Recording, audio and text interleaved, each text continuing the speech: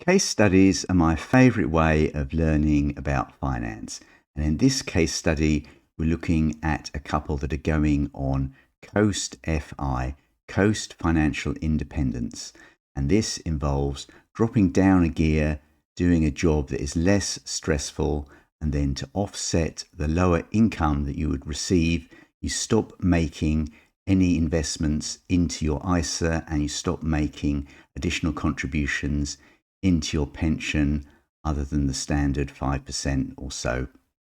And then what you do is you let the money that you've already got in your ISA and pension pots coast along until you hit your target financial independence number. And examples of Coast FI could include working, say, like 3 or 4 days a week, working somewhere nearer to home, you've got less of a commute, you're not working in central London, it's much more provincial, working for a smaller company, maybe changing career to one that you think is much more enjoyable for you, although probably lower paid, or maybe becoming self-employed and then really focusing on the sorts of clients you want to work with.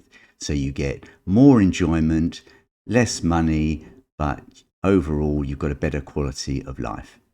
We've got a couple, both aged 42. They have an ISA worth 235,000, defined contribution pension worth 530,000.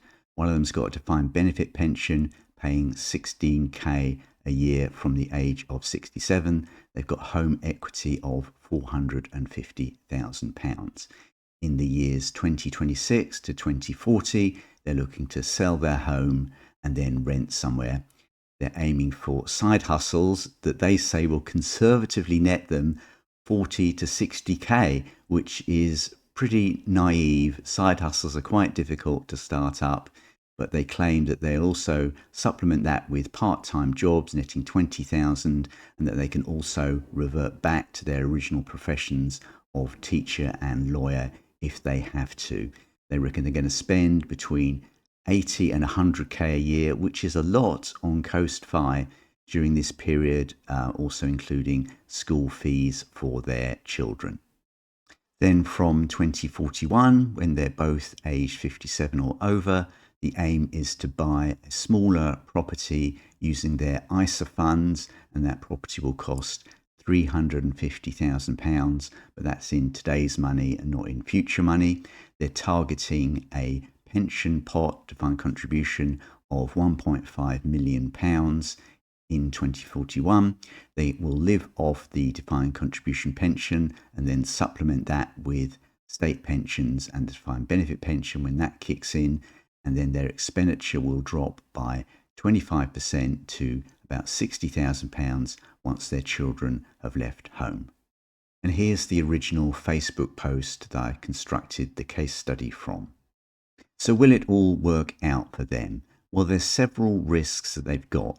First of all is that they might end up with poor health and they might be unable to work, so they need to make sure they've got insurance to cover this, particularly if they're self-employed. Then they've got that investment returns might not be quite what they want them to be, so they need to be flexible around their exact retirement date because the stock market might be in a severe decline when they aim to retire. They're going to be exiting the housing market for about 15 years, and so there's a risk that houses could rise a lot in value, particularly depending on where they exactly want to live. Then they've got inflation that can erode their purchasing power, and they need to make sure that's fully reflected in their numbers. It's all very well targeting £60,000, but how do you know what that's going to buy in the future? And then also a lot of people ignore taxation. So because they don't understand it, they just ignore it completely, and that can be a big mistake. On a simplistic level, it looks like things do work out for them. They sell their house, the money goes into a general taxable investment account, gets migrated to an ISA over time. Their wealth builds up and hits over 2 million in total by the time they're age 57. Then they buy a house, their wealth drops down again, but is able to stay fairly flat. There's a small decline, but they're mainly living off ISAs, so they're not really paying much tax. And then when the pensions kick in, the state pension and defined benefit pension, then in nominal terms, their wealth increases a little bit. One area that can be improved on is that the lawyer has a defined contribution pension, and yet the teacher has a defined benefit pension. And so for the teacher, between the ages of 57 and when their defined benefit pension kicks in at 67, they've got zero taxable income. So they're not utilizing their personal allowance. So the teacher needs to put some earned income into a defined contribution pension, even if that means running down the ISA a bit more, so that that person can then utilize their personal allowance between the ages of 57 and 67. Here we've got the teacher putting money into a personal pension during the Coast FI years, and then they're taking it out again between the ages of 57 and 67. And what happens is they put the money in, they get a 25% uplift because they get credited the tax back. Then when they take the money out, it's all tax-free because it's just utilizing their personal allowance.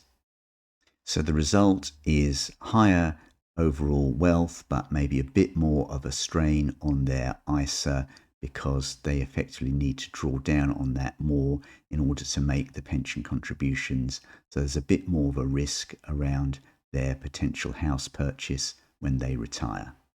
And here we've got the revised tax profile for the teacher, showing that they're utilizing the personal allowance correctly. And here's a table that maps out their sources of income over time, what they're going to get during Coast FI and how they're going to take their money once they've retired.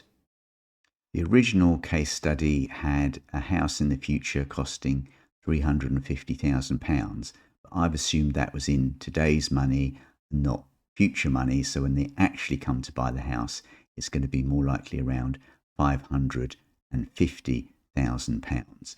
And then what the couple can also do is, if they've got a spreadsheet model of their finances, they can run all sorts of scenarios around different levels of income during Coast FI, different stock market returns, different housing market returns as well.